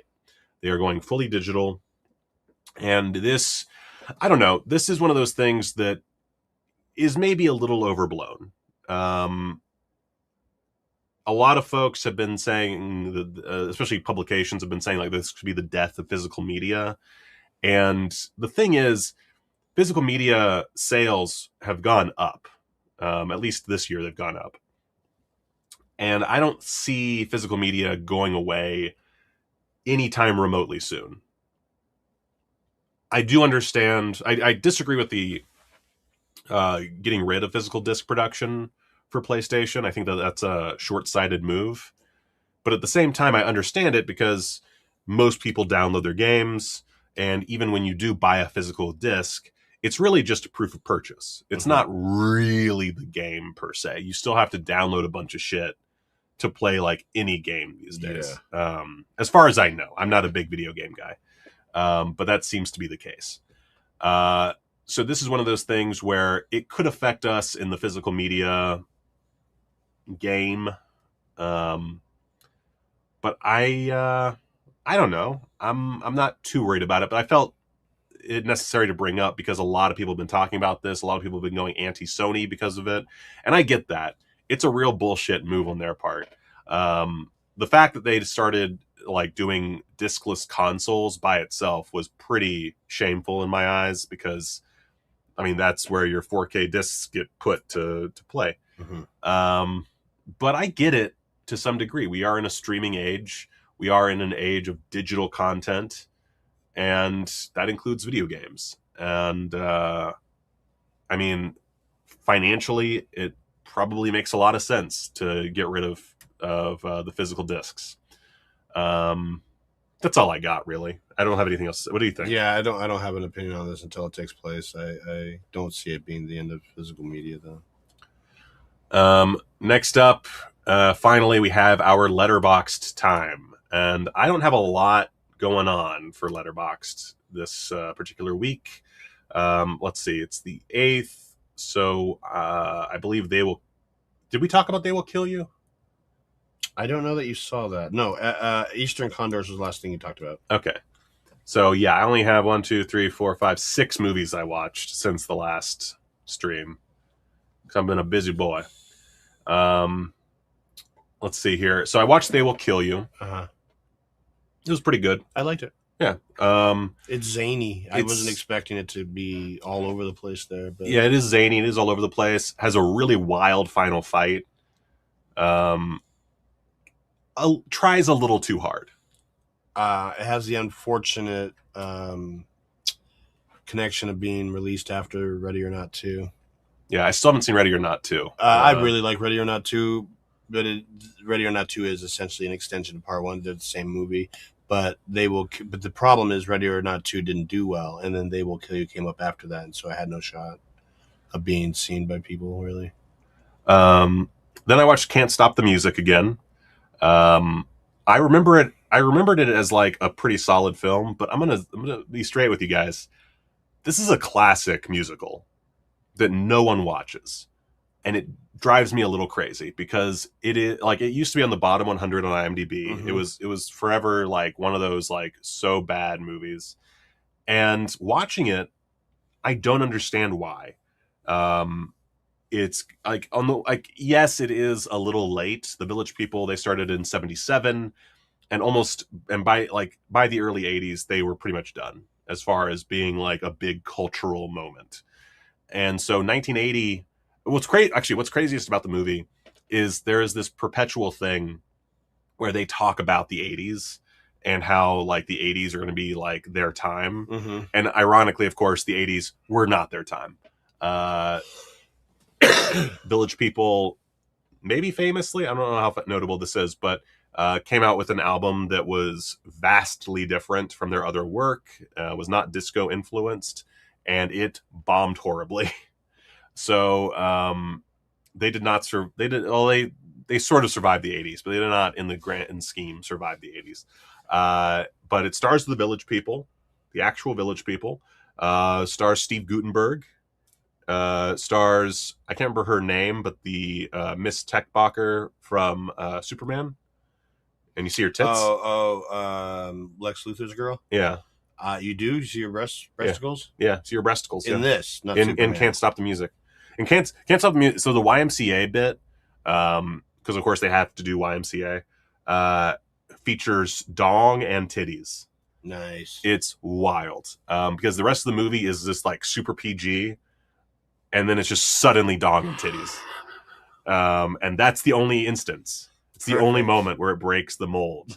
But that's how you get them. Really fun musical segments, fun characters. Caitlyn Jenner is in this, and I believe her first film role back when she was Bruce Jenner. Back when she was just like that guy from the Wheaties box. Mm-hmm. And she's pretty good. Valerie Purney, that sounds right. Yeah. I could just tap on the fucking title. Tap. Valerie Perrine. Valerie Perrine is her name. Yeah, it's just a lot of fun. And I find it very frustrating that no one watches or ever brings up Can't Stop the Music, because it is a fucking banger. What's not a banger is 1960s The Human Vapor. We watched the trailer for the Netflix remake series thing. Yes. I haven't watched that yet, but I watched the original. It's all right. It's not bad, but it's not particularly good. It's very mixed. The tone is all over the place. Has a great ending. Mm-hmm. And I think that great ending kind of ups the score for a lot of people. But for me, it's a great ending to a pretty milquetoast motion picture. And then I followed that up with Fast Company, because I'm going through David Cronenberg's filmography. And Fast Company, pretty fun. Nice. Maybe not, it's a soft 3 out of 5. It's maybe more of a 2.5 movie, but I found the characters pretty fun. It stars oh shoot, I can fucking place his face and my brain is not working, but he's a notable character actor. William Smith stars William Smith in the only leading role I think I've ever seen him in. And he does a great job as this kind of like older drag racer. And the problem with the movie is it's David Cronenberg doing something totally outside of his wheelhouse. Mm-hmm. And B, Drag racing just isn't that interesting. It's just There's not a a topic. It's just like it's two cars go really fast for like 5 seconds and then stop. That's drag racing. So making that as a feature film, it's just not, this is not a very good topic. And I think that's the big failing for it. It's innate, is it's just about a dumb sport. About a dumb sport. But it wasn't as dumb as Killer Whale. Which has a really cool poster. Has a good poster. Has a great concept where these two chicks are trapped in, like, I don't remember how they describe it, but it's basically like a circle of rocks in the middle of the ocean with some other rocks protruding in the middle. And they are trapped there with a killer whale. Now, okay, so I'm going to spoil the movie a bit.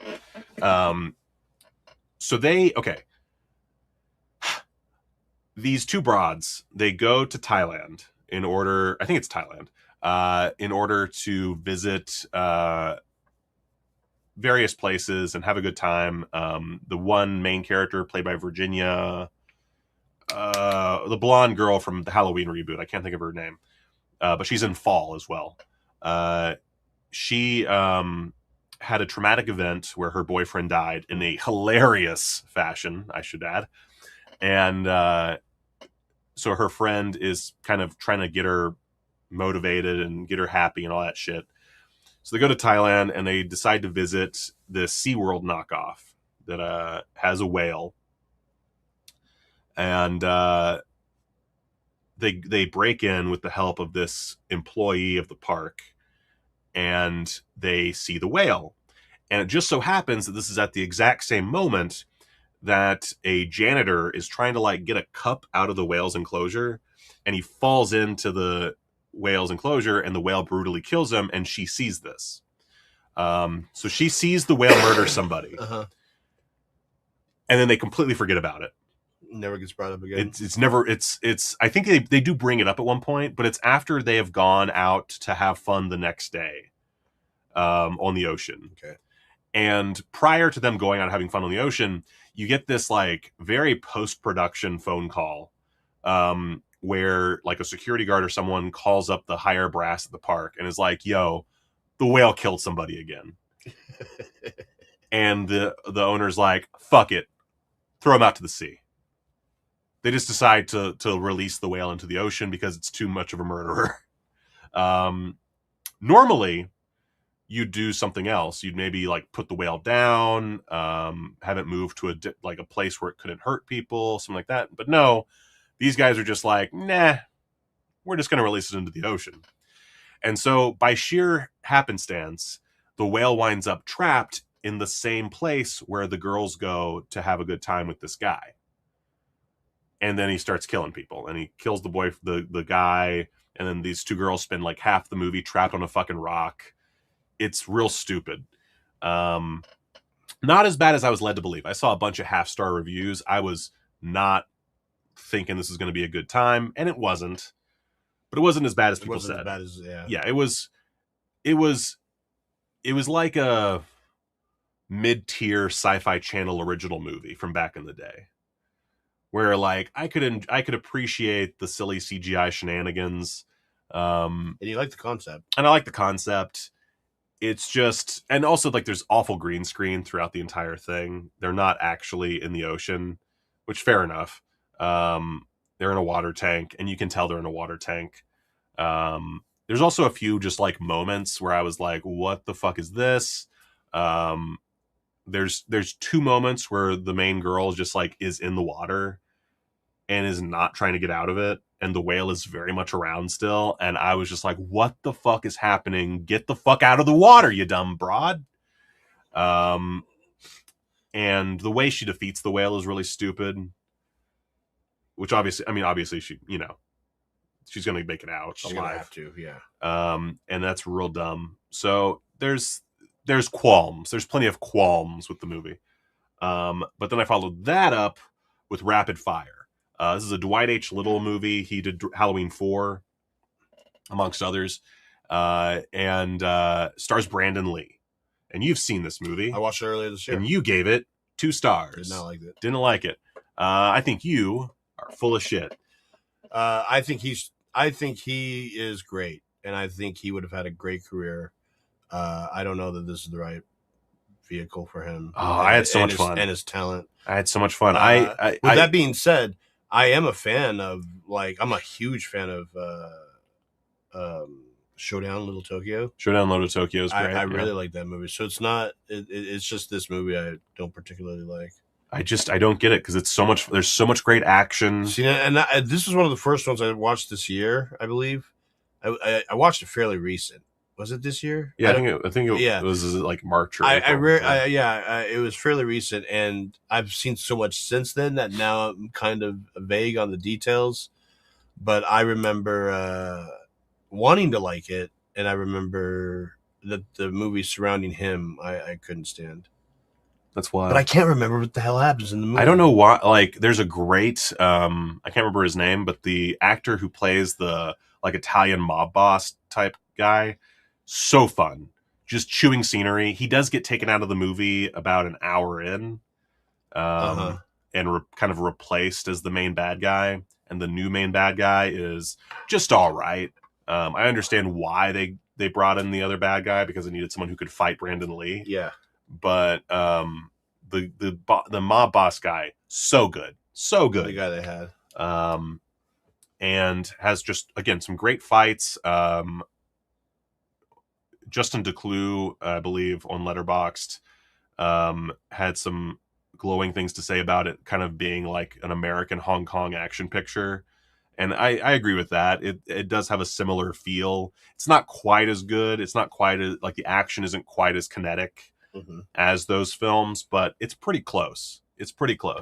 So solid 3.5 stars. Really fun. Don't listen to this fucking guy. Yeah, don't listen to me. He's a piece of shit.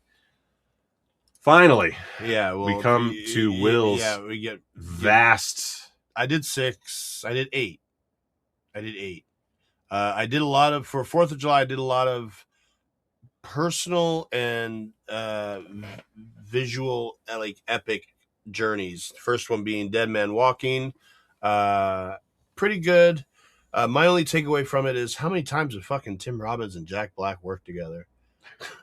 This would be number 5, and they don't share a screen together, but Tim Robbins directs this, and this is one of Jack Black's many 90 movies appearances. In the early 90s, he was just left and right, just showing up and stuff. But Dead Man Walking would be one. Anchorman, of course. Tenacious D being another one.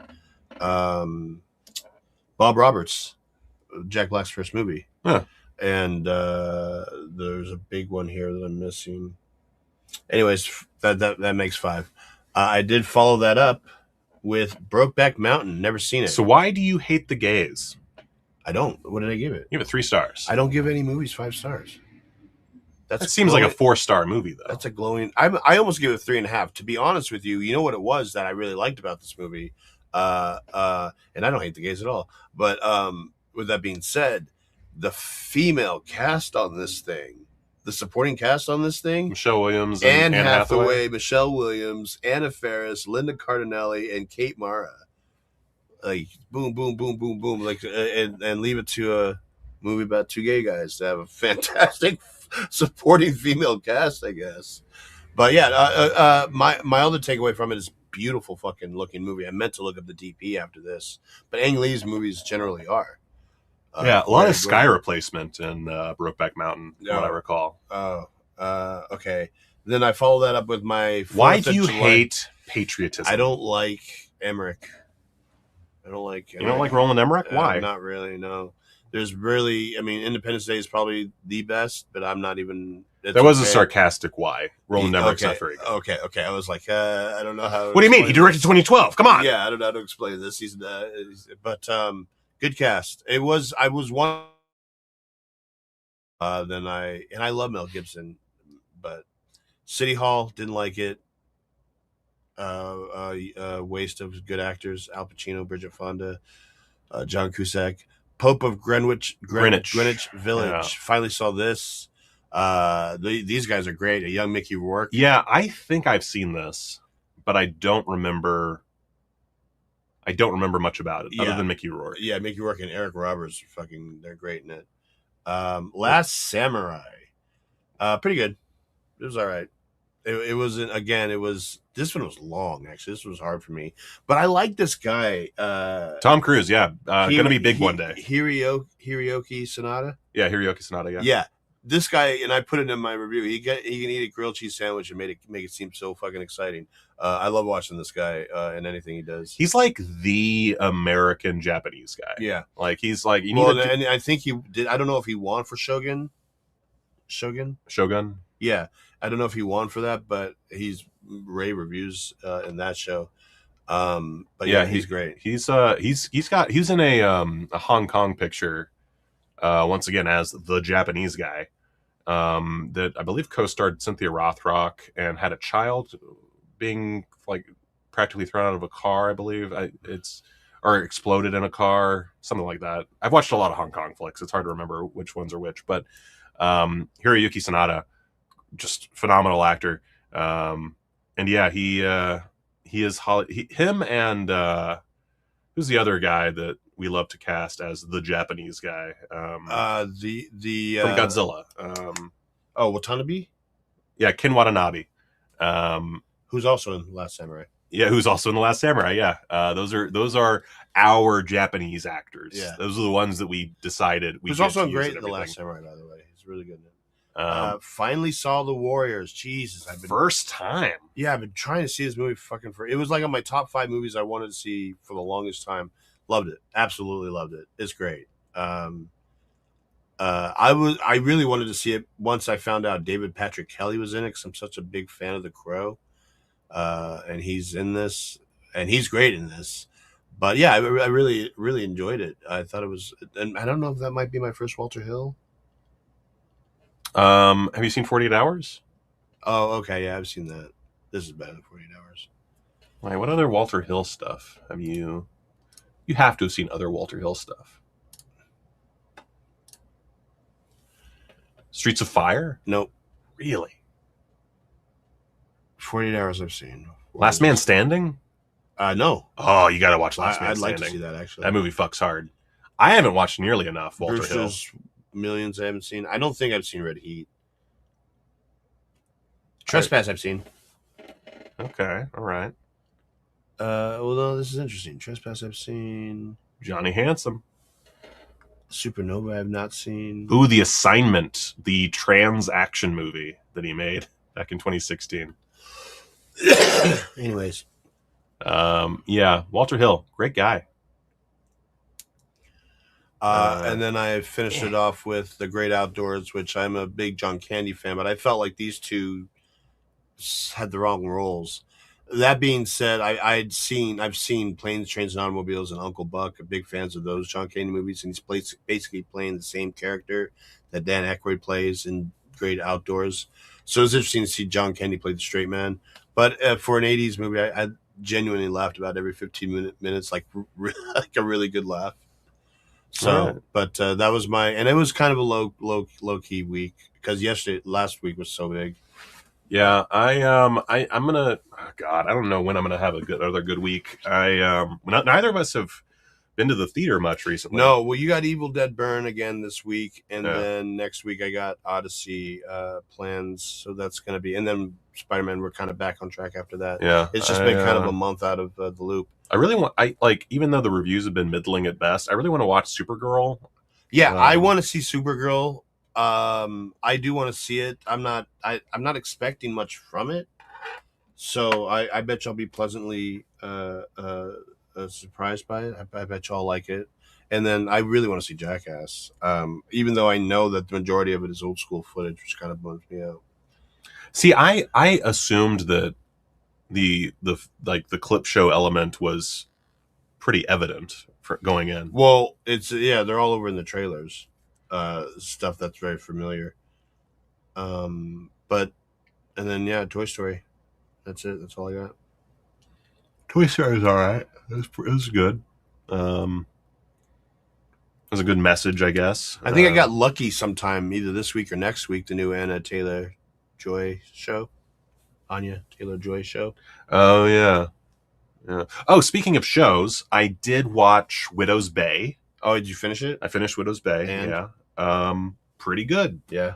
Not quite like the Emmy nominations were. Actually, that's a good like last topic, real quick, since we're doing pretty good on time. Here, let me. So the Emmy nominations came out, and Widow's Bay did like a staggering amount. Let's see here. HBO, let's see. The Pit had a total of 25 nominations. Hacks earned 24 nominations. Widow's Bay, 19 nominations, while Pluribus earned 18. I'm surprised at the amount of nominations for Hacks. I feel like no one, like, I don't feel like I hear people talk about Hacks as much as at least my wife talks about it. But yeah, Widow's Bay, quite a few, including one for the oh shit, I already forgot her name. Supporting actress, blah blah blah blah blah. Oh wait, that's drama supporting actress. Comedy supporting actress. There we go. Well, there's Dale Dickey, who's the older lady in Widow's Bay, and then there's Kate O'Flynn, who absolutely steals the show in her role. But yeah, I was very pleased. It feels a little short. It's 10 episodes long. I feel like they could have kept with the episodic nature of the first couple episodes for a few more and explored the idea of the island much more before it got into the more serialized element. But that being said, it does a great job. There's, I think, the fourth episode, I want to say, is the one with the book. And that's a standout piece of television. Actually, there's several, now that I'm thinking about it, there's several standouts. There's the one with the book. There's the one that's kind of a Halloween riff. And there's the one where our boy stays at the inn. All three of those are fantastic. So I would recommend Widow's Bay. It's really good. Yeah, it's on Apple TV. It's on Apple TV. I also started watching, this is a big one. And I had watched the first like maybe 4 or 5 episodes of this in the past, but it's been so long that I've forgotten everything. So I restarted watching and will finally finish. I fucking swear to God, I'm finally going to finish it. Neon Genesis Evangelion. Have never finished it, and it's, I mean, one of the most popular animes of all time. And I don't know. I'm a bad boy, and never got around to getting through that. It has several movie spinoffs that I will then be able to finally watch and finally log on Letterboxd. Yeah, I don't know if you've ever watched Neon Genesis. No. But now you're gonna finish it. Yeah, now I'm gonna finish it. That's on Netflix for anyone who's interested in following along. I'm 3 episodes in.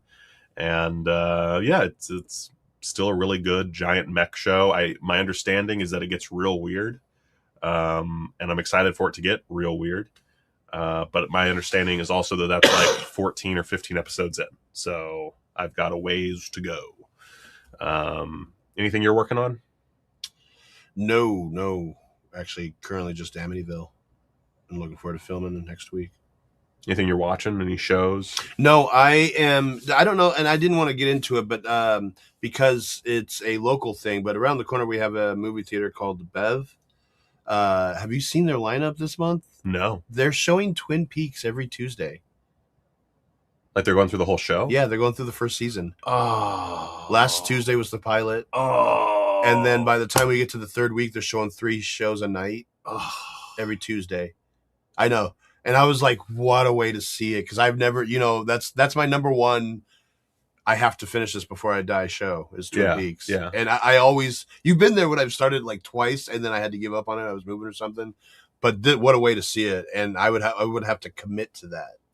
But, and on top of that, we have Batman Begins. They're playing Batman Begins. They're playing South Park for 4th of July. They're playing Blade Runner 2049 in 3D.